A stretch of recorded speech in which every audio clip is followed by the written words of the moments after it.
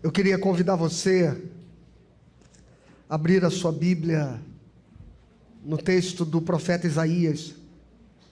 E diz: mas para a terra que estava aflita, não continuará a escuridão. Deus nos primeiros tempos tornou desprezível a terra de Zebulon e a terra de Naftali. Mas nos últimos tempos, tornará glorioso o caminho do mar, além do Jordão, Galileia dos gentios. O povo que andava em trevas viu grande luz, e os que viviam na região da sombra da morte, resplandeceu-lhes a luz. Tu, Senhor, tens multiplicado este povo, e aumentaste a sua alegria, e eles se alegram diante de ti, como se alegram no tempo da colheita, e como exultam quando repartem os despojos.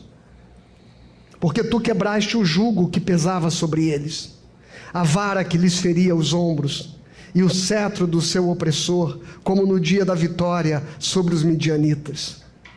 Porque toda a bota com que o guerreiro anda no tumulto da batalha e toda a roupa revolvida em sangue serão queimadas, servirão de pasto ao fogo, porque um menino nos nasceu, um filho se nos deu, o governo está sobre os seus ombros, e o seu nome será Maravilhoso Conselheiro, Deus Forte, Pai da Eternidade, Príncipe da Paz.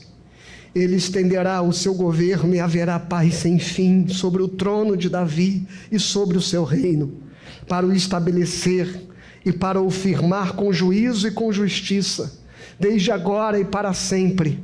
O zelo do Senhor dos Exércitos fará isso. Aleluia. Porque um menino nos nasceu. Me emociona até ler esta frase. Feche teus olhos, Pai, fala conosco por intermédio da Tua palavra e ministra aos nossos corações a esperança que esse texto carrega, ó Deus, a força profética que esse texto leva e nos traz nesta manhã, no nome de Jesus. Amém. 700 anos antes de Cristo, profetiza o profeta Isaías. Num tempo onde as coisas não vão bem. Israel não era mais aquilo que havia sido nos tempos de Davi. Davi havia unido o povo.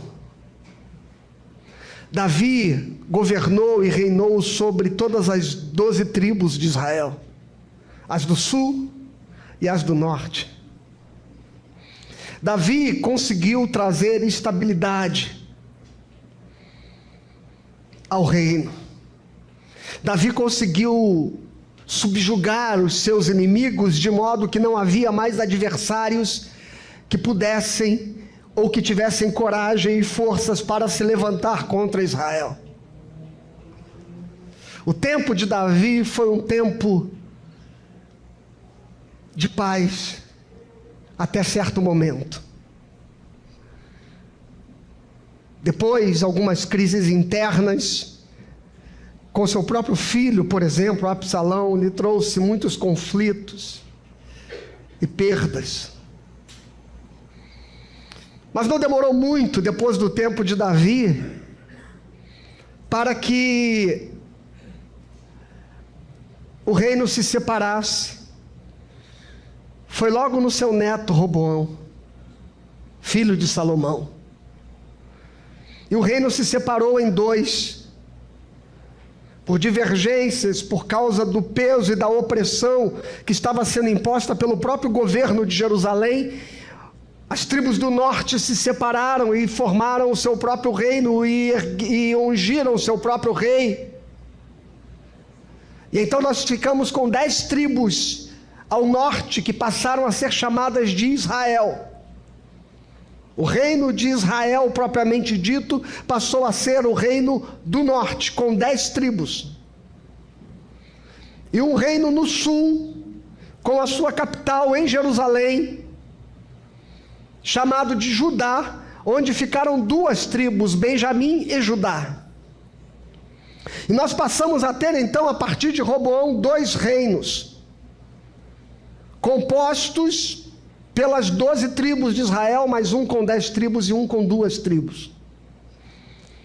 Aquele reino de Jerusalém, sobre o qual Davi reinou e governou, e que governava todas as terras de Israel e todas as tribos de Israel, com a sua capital em Jerusalém, cidade que Davi conquistou e que tornou capital do reino, e onde Salomão depois ergueu o templo ao Senhor, ficou apenas com as 2 tribos do sul, na região que nós conhecemos como Judá. E nas tribos do norte, com a sua capital em Samaria, o reino de Israel. O profeta Isaías está vivendo um tempo onde, daqui a pouquinho, no ano de 722, Samaria vai cair para os assírios. E o reino do norte será tomado. E povos estrangeiros passarão a dominar aquela terra. E lá no reino do norte, acima de Samaria, existe uma região chamada de Galileia. E esta região chamada de Galileia foi tomada por povos estrangeiros. Havia uma esperança ainda que, mesmo com a divisão dos reinos, que o povo de Israel ao norte continuasse de alguma forma prestando culto e sendo fiel ao culto do templo de Jerusalém. Mas isso não aconteceu, especialmente em Samaria. Samaria rejeita o templo e rejeita o culto centralizado no Monte Sião, e prossegue fazendo os seus próprios cultos de adoração a Deus nos altos de Samaria, nos altos do Reino do Norte. Daí vem aquela conversa da samaritana com Jesus no Evangelho de João, quando ela diz: os vossos pais dizem que é no templo em Jerusalém o lugar de adorar, mas os nossos pais dizem que é nos montes aqui que se deve adorar. Onde é o lugar da adoração? E de certa forma esta ruptura de Samaria com o templo, e também o fato de que Samaria se miscigenou e se misturou com os povos pagãos que dominaram toda aquela região, fez com que houvesse uma ruptura, não só política, que já havia acontecido entre o Reino do Norte e o Reino do Sul, mas uma ruptura cultural e uma ruptura espiritual religiosa, porque o povo do Sul passou a rejeitar os samaritanos como povo de Deus, e passou a tratá-los como pagãos, como ímpios, e passou a haver então, a partir de 722, uma inimizade, uma ruptura entre o povo de Jerusalém e de Judá e o povo do norte e o povo de Samaria. E a Galileia estava ali pertinho. A Galileia, lugar onde Jesus nasceu, estava ali pertinho da Samaria. De certa forma, os galileus, eles continuaram respeitando o templo de Jerusalém. E por isso que a separação e a ruptura entre o povo de Judá, os judeus e os samaritanos, não aconteceu também em relação aos galileus. Mas se isso não aconteceu explicitamente, esta ruptura aconteceu implicitamente. Ela era uma ruptura velada, era um preconceito velado. Dizia-se em alguns ditados da Judéia que se você arranhasse um galileu, você veria por baixo de sua pele um samaritano.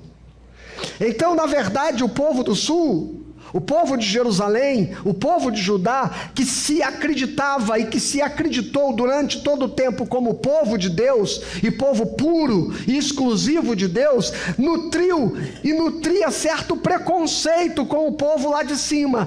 Com Samaria eles nem falavam, eles não olhavam o samaritano, não trocavam palavras com o samaritano. E os galileus eles meio que toleravam, sabe? E aquela região ficou uma região marcada por preconceito, isolada, empobrecida, desassistida. Entre os próprios discípulos de Jesus, lembram disso? Que quando Filipe apresenta e fala de Jesus a Natanael, Natanael diz: pode vir alguma coisa boa de Jerusalém? Da Galileia? Pode vir alguma coisa boa da Galileia? Porque este era o preconceito que havia em Jerusalém a respeito dos galileus. Pode vir alguma coisa boa da Galileia? Será que algo bom pode acontecer naquela terra? Será que tem gente digna naquele lugar?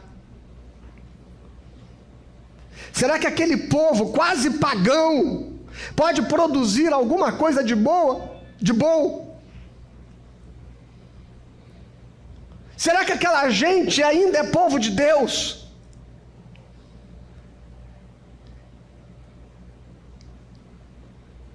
E foi este o sentimento que imperava. Entretanto, o profeta Isaías nunca deixou de sonhar em ver o povo de Deus unido outra vez. O profeta Isaías nunca deixou de acreditar que Deus ia reunir outra vez o seu povo, e que Deus ia reerguer a casa de Davi, e que um dia aquele reino que uniu as tribos, e que onde prevaleceu a glória do Senhor sobre o seu povo Israel, e onde as promessas de Deus se cumpriam sobre o seu povo, Isaías nunca deixou de acreditar que um dia isso tornaria a acontecer. E então, nós estamos no capítulo 9 do livro do profeta Isaías. E ele diz: mas para a terra que estava, verso 1, mas para a terra que estava aflita, não continuará a escuridão. Deus nos primeiros tempos tornou desprezível a terra de Zebulon e a terra de Naftali, mas nos últimos tempos tornará glorioso o caminho do mar além do Jordão, Galileia dos gentios. Aleluia. E esta é a primeira coisa que eu quero dividir com você a respeito da nossa esperança em Jesus. Para você que chegou um pouquinho depois do começo do culto, esta é a coroa do advento. Nós estamos no primeiro domingo do advento, e a primeira luz, a primeira vela do advento é acesa para marcar cada domingo que se aproxima do Natal. E nós falamos e falaremos durante este período do advento a respeito da nossa esperança na vinda do Senhor. A esperança que está nutrindo o coração do profeta Isaías de que o Messias virá. O Messias virá. De que Jesus virá. Mas é muito interessante que Isaías escreve a respeito de uma esperança futura como se ela já fosse. Você já reparou que ele conjuga o verbo dizendo: porque um menino nos nasceu, um filho se nos deu. Este evento aconteceria 700 anos depois, mas ele está declarando aquilo que virá como se já fosse.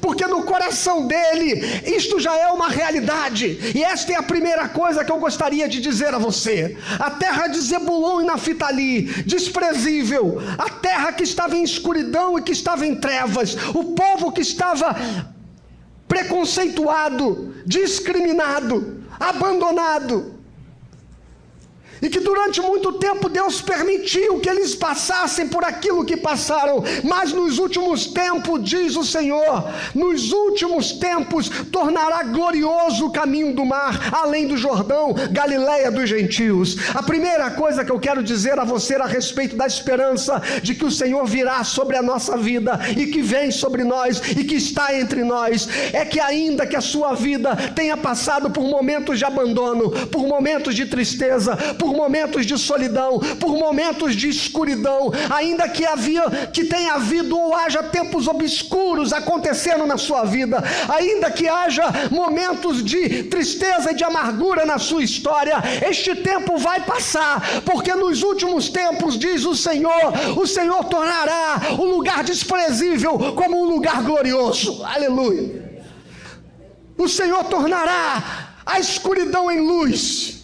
O Senhor fará com que toda a opressão ela cesse, porque um menino nos nasceu e um filho se nos deu.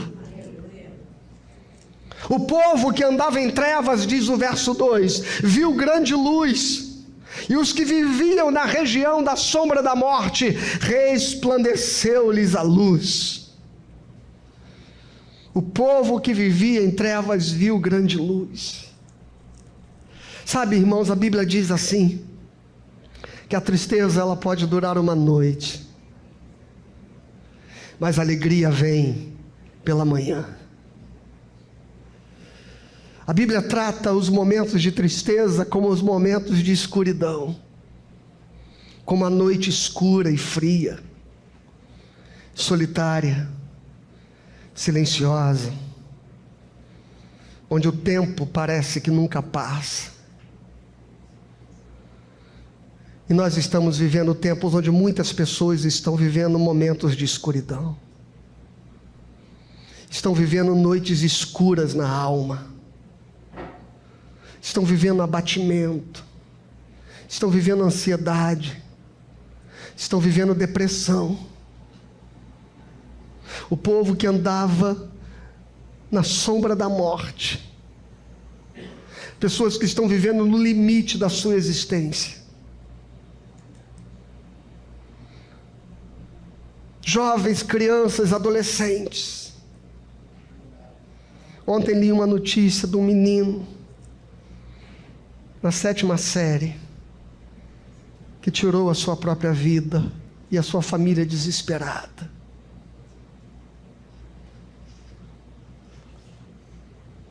Pessoas que estão sobrevivendo à base de remédios, de medicação.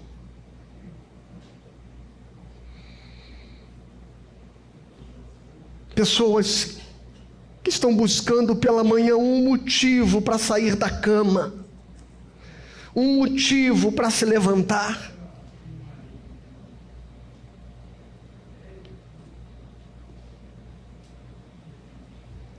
Pessoas que estão procurando uma razão para existir, um propósito para a sua vida, um significado que seja, algo que lhe dê um motivo. E a noite escura da alma, ela é tão escura, muitas vezes, que nos impede de enxergar o que está ao nosso redor. Família, filhos, amigos, que nos impede de ver a bondade que nos cerca. As pessoas que Deus colocou ao nosso lado para nos ajudar. A noite escura na alma, dizem alguns pensadores, é este lugar onde tudo perde significado. Pessoas vivendo à sombra da morte. Pessoas que vivem em lugares limites da existência. Não só neste lugar de escuridão emocional que eu estou falando, mas em lugares de escuridão social. Pessoas que vivem em lugares abandonados, desprezados, largados, sem a presença do Estado. Nós vivemos numa cidade sitiada, nós vivemos medo, nós vivemos angustiados.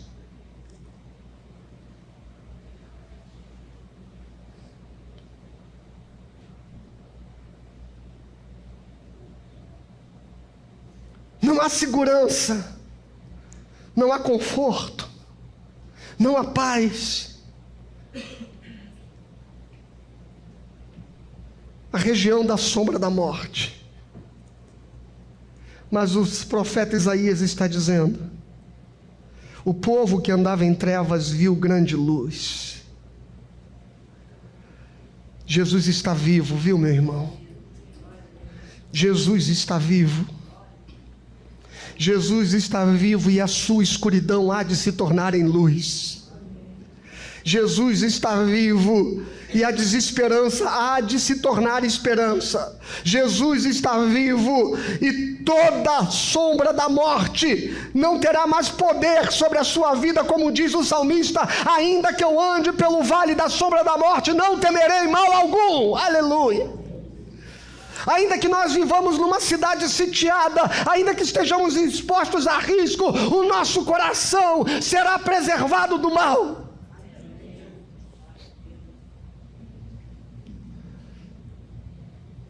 Nós não perderemos a esperança na vida. Nós não perderemos a alegria de viver. Nós não perderemos a capacidade de enxergar a beleza do lugar que vivemos, da cidade que moramos.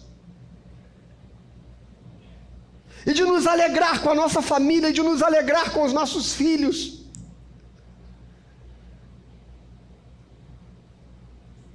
E de saber que ainda que estejamos cercados, como se estivéssemos num vale da sombra da morte, a luz do Senhor resplandece sobre a nossa vida. Não permita que as circunstâncias, não permita que a realidade que nos cerque transforme a nossa esperança em escuridão, transforme a nossa luz em trevas, transforme a nossa alegria em tristeza, transforme o nosso vigor em desânimo. Não permita, em nome de Jesus. Erga-se e viva a vida como quem crê que o Senhor está entre nós e Ele vive com a sua luz brilhando sobre nossa existência. Nós temos esperança em Jesus. E o profeta continua: tu, Senhor, tens multiplicado este povo e aumentaste a sua alegria. Eles se alegram diante de ti, como se alegram no tempo da colheita, e como exultam quando repartem os despojos. Irmãos, que coisa boa a gente poder se alegrar em Deus. E o profeta faz aqui uma comparação. Ele diz assim: Senhor, esse povo se alegra diante de ti. A alegria que eu vejo nascer de quem vive com Deus, ele diz assim, é semelhante, só é semelhante é quando eu vejo o povo no tempo da colheita, sabe? Numa sociedade agrária, como era boa parte da cultura de Israel, o profeta está dizendo assim: a alegria que Deus traz, ela é como os momentos mais felizes da vida, como o tempo da colheita, ou quando se repartem os despojos. Sabe, quando se reparte os despojos, quando se vencia uma batalha, quando se vencia uma guerra, e você tomava posse sobre tudo que era do inimigo, então o povo se reunia e repartiam os despojos da guerra, cada qual levava uma parte, e para celebrar a vitória. E o profeta está dizendo assim: a alegria do Senhor, irmãos, ela se compara aos momentos mais felizes da sua vida.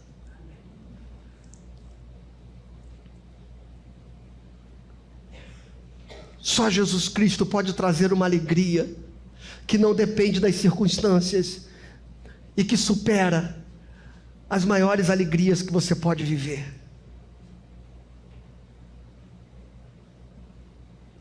Se você está buscando felicidade e alegria, se você está buscando algo que preencha o teu coração, se você está buscando algo que te dê motivo para sorrir, o que o profeta está dizendo é que este algo é Deus, meu irmão. Este algo é Deus. Este povo se alegra diante de ti como se alegram no tempo da colheita.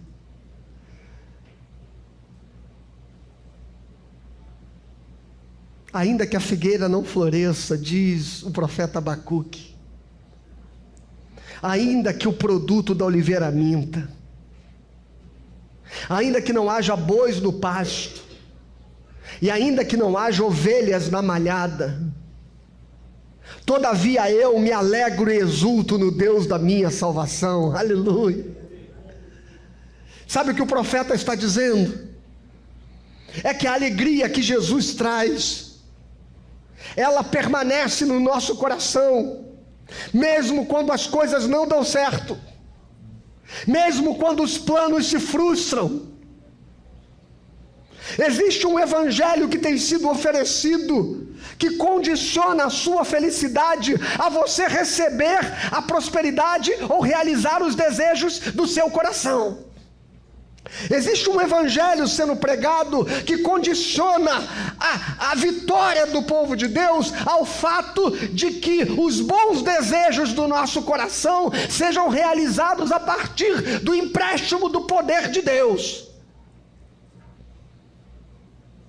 Existe um evangelho sendo pregado que diz que se você prosperar, que se você trocar de carro, que se você comprar sua casa, que se você ganhar dinheiro, que se você multiplicar a sua conta bancária, que se você realizar os seus sonhos, que se você conseguir fazer aquela viagem internacional, que são essas coisas, se você conseguir vestir aquela marca de roupa, ou ter aquela marca de celular, existe um evangelho dizendo que estas coisas fazem com que você seja feliz, e que Deus existe para realizar os teus desejos e a sua felicidade. Mas não é isso que a Bíblia ensina. O que a Bíblia ensina é que a alegria do Senhor não depende das circunstâncias, da materialidade, não depende do que está acontecendo ao meu redor, porque é um Cristo vivo no meu coração, e ainda que a figueira não floresça, eu me alegro no Deus da minha salvação. E esta alegria não tem fim. Não tem fim. Porque tu quebraste, versículo 4, o jugo que pesava sobre eles, a vara que lhes feria os ombros, e o cetro do seu opressor, como no dia da vitória sobre os midianitas. Tu quebraste o jugo que pesava sobre eles. Vinde a mim, disse Jesus, Mateus 11, 28, todos os que estáis cansados e sobrecarregados, que eu vos aliviarei. Aleluia. O profeta Isaías está dizendo: tu quebraste o jugo, Senhor, que pesava sobre eles. E no verso 5 ele diz: porque toda bota com que o guerreiro anda no tumulto da batalha, e toda roupa revolvida em sangue, serão queimadas, servirão de pasto ao fogo. Meu irmão, você está cansado de lutar muitas vezes, né? Você está cansado porque parece que é uma coisa atrás da outra. Parece que a vida não dá trégua.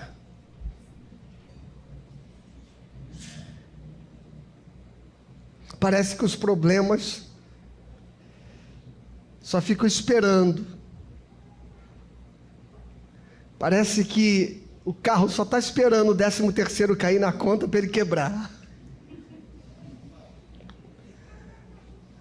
A vida às vezes parece esse negócio, sabe? De problemas que vêm atrás de problemas. De lutas que vêm atrás de lutas. Mas eu quero declarar sobre a sua vida, em nome de Jesus, que isso vai passar.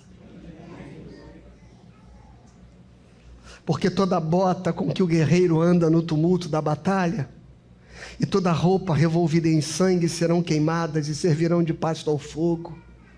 As tuas guerras passarão, as tuas lutas cessarão, as tuas roupas sujas do sangue da luta cotidiana servirão de pasto ao fogo, porque o Senhor trará vestes de alegria no lugar do pranto, e vestes de louvor no lugar de um espírito angustiado. As tuas lutas passarão. E o que o profeta diz, me perdoe, irmão, porque eu olho para esse verso e me emociono. Porque um menino nos nasceu, porque um filho se nos deu. Eu me emociono porque o que o texto está dizendo é porque um Deus deixou a sua glória, porque um Deus deixou a sua eternidade, porque um Deus deixou a sua majestade, porque um Deus deixou as suas virtudes, porque um Deus deixou o seu trono, porque o Deus dos deuses desceu dos céus e se fez menino e habitou entre nós, e vimos a sua glória como a glória do unigênito de Deus, cheio de graça e de verdade. Não é uma criança qualquer. O Natal não é um menino qualquer, não é um evento qualquer, é Deus se fazendo homem. E eu me lembro que quando Deus está conversando com Moisés lá no monte, ele diz assim: Moisés, eu ouvi o clamor do meu povo, por isso eu desci para livrá-lo. Jesus ouviu o teu clamor e ele desceu dos céus para nos dar vida, para nos dar vitória, para nos resgatar e para fazer com que toda a escuridão passe e cesse, e toda a tormenta e toda a luta chegue ao fim. Porque um menino nos nasceu, um filho se nos deu, e o governo está sobre os seus ombros. O governo está sobre os seus ombros.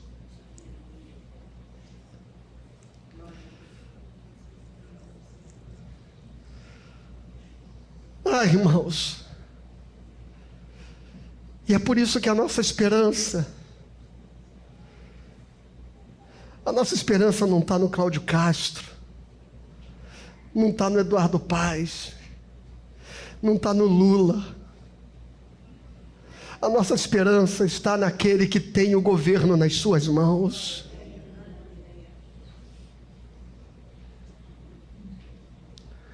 O Senhor é quem tem controle da tua história. O Senhor é quem tem controle sobre a tua vida. O Senhor é quem governa a sua existência. O governo está nas suas mãos. O trono não é de Davi. O trono não é de Salomão. O trono não é de Jeroboão. O trono é do Senhor. Isaías sabe muito bem do que ele está falando, porque lá no capítulo 6, um pouquinho antes deste capítulo, ele fala que no ano que morreu o rei Uzias, ele viu o Senhor sentado no alto e sublime trono, e que toda a terra estava cheia da sua glória. Aleluia! Eu vi o Senhor sentado no alto e sublime trono, e toda a terra estava cheia da sua glória. O governo está sobre o Senhor. O teu futuro, o que vai acontecer com a sua vida, o que vai acontecer com a sua família. Não andeis ansiosos. Olha que Jesus diz, Mateus capítulo 6, não andeis ansiosos a respeito do dia de amanhã, quanto ao que haveis de comer, quanto ao que haveis de vestir. Olhai as aves dos céus, olhai os lírios do campo. Se Deus cuida das aves, e se Deus cuida do lírio, quanto mais cuidará de vós. Deus vai cuidar de você, viu?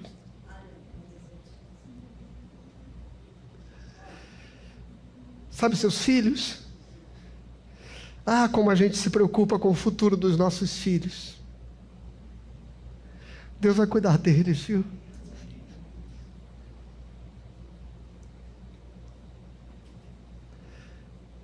Deus vai cuidar. Tudo vai dar certo no nome de Jesus. E o seu nome será Maravilhoso Conselheiro. Às vezes a gente lê com pausa, né? O seu nome será Maravilhoso Conselheiro, mas é uma expressão só. O seu nome será Maravilhoso Conselheiro.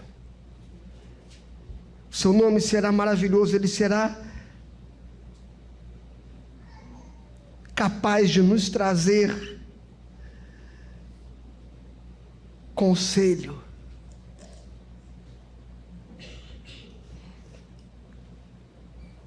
Às vezes você está passando por problemas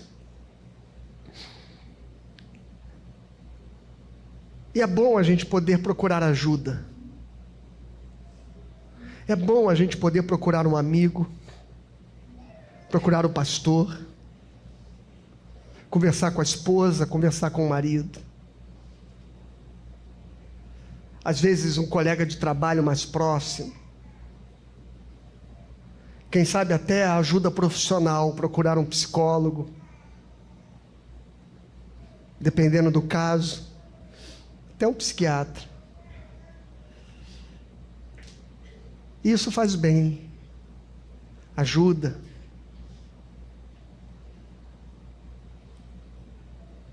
Mas se você quer a resposta certa, a melhor resposta, a melhor de todas, aquela resposta que não falha,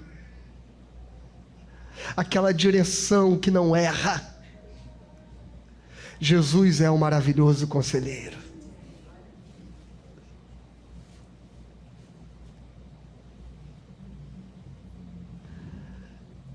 Um amigo me procurou recentemente e ele me disse: eu acho que eu estou falando com muita gente e estou falando pouco com Jesus. Talvez você esteja falando com muita gente e esteja falando pouco com Jesus.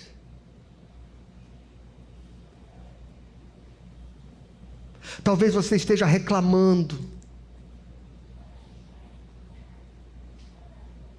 mas você tenha conversado pouco com Jesus. Jesus fala assim: entra no teu quarto, viu? Fecha a porta atrás de você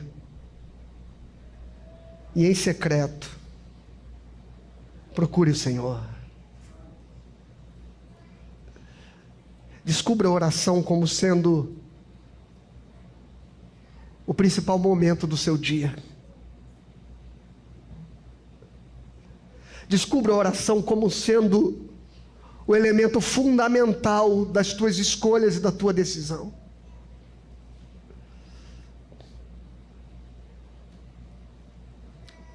Citei Martinho Lutero aqui recentemente, quando o reformador dizia: eu tenho tanta coisa para fazer no meu dia, que eu não posso começar o dia antes de dedicar pelo menos 3 horas em oração.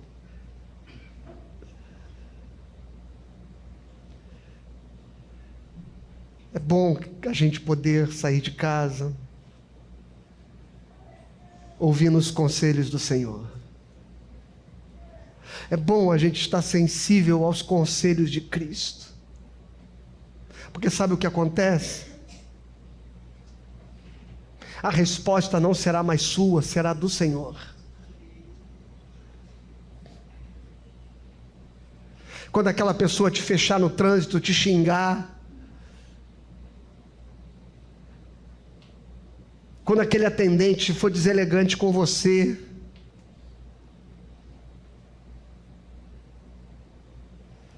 quando uma pessoa no trabalho te afrontar, te ofender, quando alguém em algum momento te desrespeitar,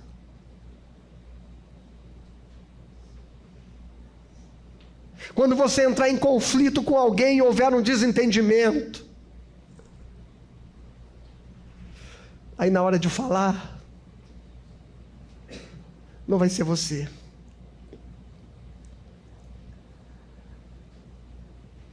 Serão os conselhos de Deus que vão guiar a sua vida. Na hora de responder à tua esposa, na hora de responder ao seu marido, será Jesus que você vai ouvir, antes de dar o próximo passo, antes de soltar qualquer palavra, antes de construir qualquer resposta. Você vai buscar direção naquele que é o maravilhoso conselheiro. E o seu nome será Maravilhoso Conselheiro, Deus Forte.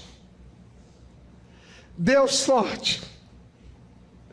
É muito bacana esse contraste, né? Deus forte, mas é um menino. Deus forte, mas sofreu na cruz. Deus forte, mas morreu. Certo teólogo disse que todo homem quer ser rei. Todo menino quer ser homem. Todo homem quer ser rei. Todo rei quer ser Deus. Mas só Deus quis ser menino. Aleluia. Só Deus quis ser menino. Só Ele quis assumir as nossas fraquezas. Só Ele quis assumir as nossas dores. Só Ele quis assumir as nossas fragilidades. Só Ele quis entender os nossos limites. Só Ele quis compreender as nossas provações. Mas não se engane. Ao olhar o menino na manjedoura, não esqueça que Ele é um Deus forte. Que Ele é o Deus Todo-Poderoso. E que Ele é o Pai da eternidade. Ele é o Pai da eternidade. Aqui tem duas coisas importantes. Não só que você poderia ler esta frase, esta expressão, considerando que Ele é o Pai eterno. Ele é o Pai sempre presente. Ele sempre, e sempre, e sempre, e para sempre será o nosso Pai. Como você pode ler num outro significado que corresponde ao fato de que Ele é o Pai da eternidade. Que Ele criou o tempo. Que presente, passado e futuro não o surpreendem.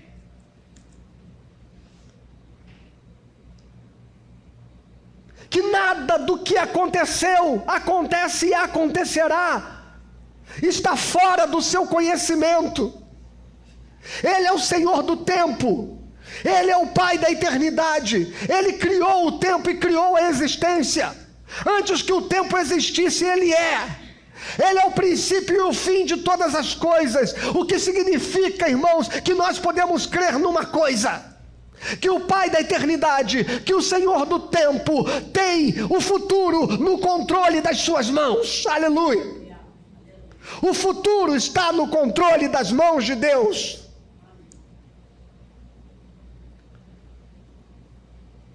O futuro nos surpreende. O futuro nos assusta. O futuro nos perturba. O futuro nos traz ansiedade.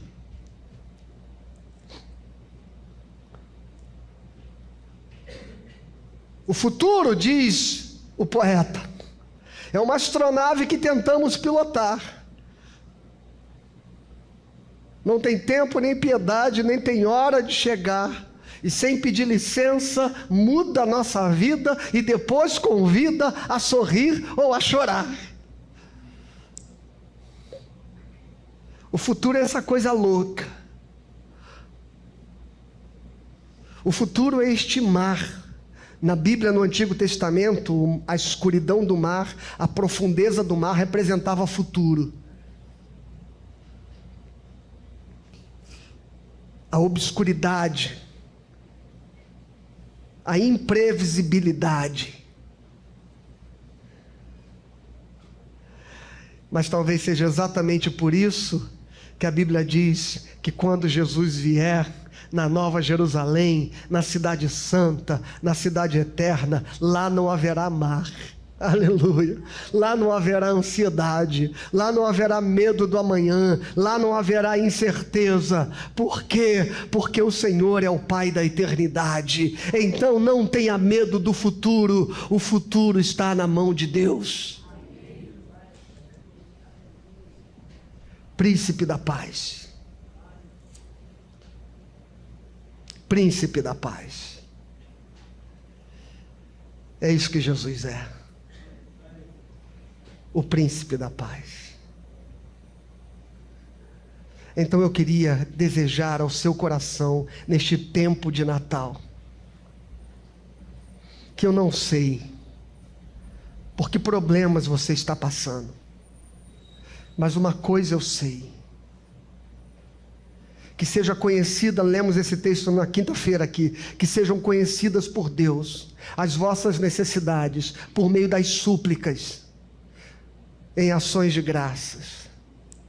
E a paz de Deus, que excede todo entendimento, guardará o vosso coração e a vossa mente em Cristo Jesus. Eu não preciso conhecer o teu problema, e nem preciso acreditar que ele se solucione hoje para que você tenha paz. Eu quero declarar em nome de Jesus, que independente da tempestade pela qual você esteja passando, que o seu coração nesta manhã saia daqui cheio de paz. Porque Jesus é o príncipe da paz. Porque um menino nos nasceu, um filho se nos deu, e o governo está sobre os seus ombros, e o seu nome será Maravilhoso Conselheiro, Deus Forte, Pai da Eternidade, Príncipe da Paz. Deus abençoe a sua vida. Estamos em tempo de Natal. Jesus está vindo. A resposta de Deus está chegando. A promessa de Deus se aproxima. Creia nisso em nome de Jesus.